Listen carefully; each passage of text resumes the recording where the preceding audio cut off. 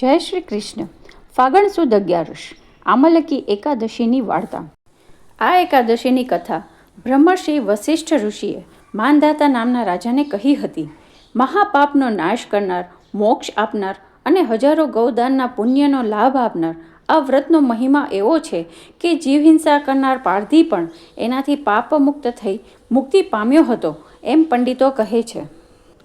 વૈદિશ નામના એક સુખી અને સુંદર શહેરમાં બ્રાહ્મણ, ક્ષત્રિય, વૈશ્ય અને શૂદ્ર ચારેય વર્ણ આનંદથી રહી પોતાના ધર્મનું પાલન કરતા હતા. ત્યારે કોઈ પાપી, અધર્મી કે નાસ્તિક વસતો ન હતો.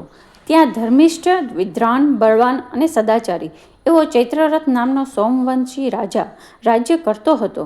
એના રાજમાં કોઈ લોભી કે નિર્ધન ન હતું. વરસાદ સારો હતો, કદી દુકાળ પડતો નહીં, તીડનો ઉપદ્રવ હતો નહીં.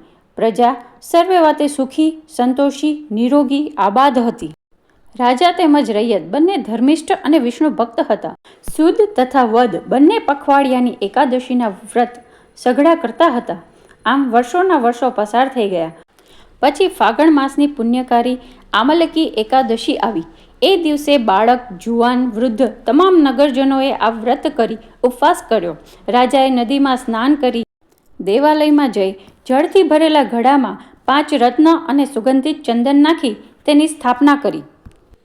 તેની પાસે છત્રી, પગરખા તથા દીવા રાખી ઘડા ઉપર પરશુરામની સ્થાપના કરી. આંબળાની પૂજા તથા દક્ષિણા કરી. રેણુકાનો વધ કરનાર અને પૃથ્વીને 21 વખત નક્ષત્રી બનાવનાર સાક્ષાત ભગવાન અવતાર સમા પરશુરામની સ્તુતિ કરી. પછી સઘળાએ આખી રાત ત્યાં જાગરણ કર્યું. એ વખતે ત્યાં અચાનક એક શિકારી આવી પહોંચ્યો. તે બહુ ભૂખ્યો હતો. કુટુંબના પોષણ માટે મારીને ખભે ઉપાડેલા પ્રાણીઓના ભારથી તે થાકી ગયો હતો. તેણે ત્યાં માણસોને જાગરણ કરતા અને દીવાઓ સળગતા દીઠા. તે નવાઈ પામી પીઠ પરથી ભાર ઉતારી ત્યાં જ થાક ખાવા બેઠો. ત્યાં વિષ્ણુ ભગવાનની કથા, તેનું મહાત્મ્ય વંચાયા. તે સાંભળવાનો તેને લાભ મળ્યો. આમ એની આખી રાત જ ત્યાં જ બધાની સાથે ભૂખ્યા પેટે જાગરણ કરવામાં નીકળી ગઈ. સવાર પડતા સૌને ઘેર ગયા એટલે તે પણ પોતે ઘેર ગયો. પ્રેમથી ભોજન કર્યું. પછી ઘણે વર્ષે એ મરણ પામ્યો. એકાદશીની વ્રતના પુણ્ય પ્રભાવે તે જયંત નગરીના વિદરથ નામના રાજાને ત્યાં જન્મ્યો. તેનું નામ વસુરથ પડ્યું.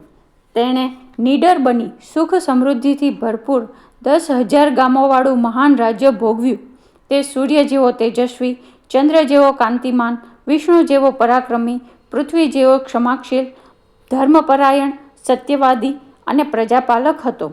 તે યજ્ઞો કરતો અને દાનો દેતો. કમનસીબે એકવાર તે શિકારેથી પાછા ફરતા માર્ગ ભૂલી જવાથી ભૂલો પડી ગયો. અત્યંત થાકથી ને ભૂખ લાગવાથી તે ઘોર વનમાં એકલો ઝાડ નીચે માથા તળે હાથ રાખી સૂઈ ગયો.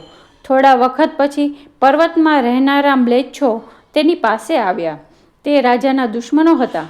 તેમના ત્રાસમાંથી પ્રજાનું રક્ષણ કરવા તેણે તેમના કંઈક સગાવાલાને મારી નાખ્યા હતા. તેનું વેર વાળવા એ મ્લેચ્છોએ તેને ચોમેરથી ઘેરી લીધો અને જાત જાતના આયુધો વડે તેને મારવા લાગ્યા. છતાં કોણ જાણે કેમ દુશ્મનોના હાથ થાકી ગયા, પરંતુ રાજાના શરીરે કંઈ ઈજા થઈ નહીં. ત્યારે તેઓ લાચાર બની ગયા. એ વેળા રાજાના શરીરમાંથી એક ખૂબસૂરત સ્ત્રી નીકળી. તેણે અલૌકિક વસ્ત્રાભૂષણો પહેરેલા હતા. તેની લાલચોળ આંખોમાંથી આગના અંગારા ઝરતા હતા. હાથમાં કાળચક્ર લઈ બહાર પડેલી સાક્ષાત ચંડિકા સમી એ શક્તિએ તમામ મેલછાઓના શિર ધડથી અલગ કરી દીધા.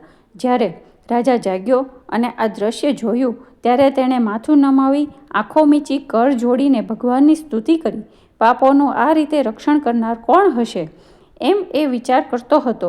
ત્યાં આકાશવાણી થઈ, હે રાજા, તારા દુશ્મનોનો નાશ કરનાર સાક્ષાત નારાયણ ભગવાનની માયા છે.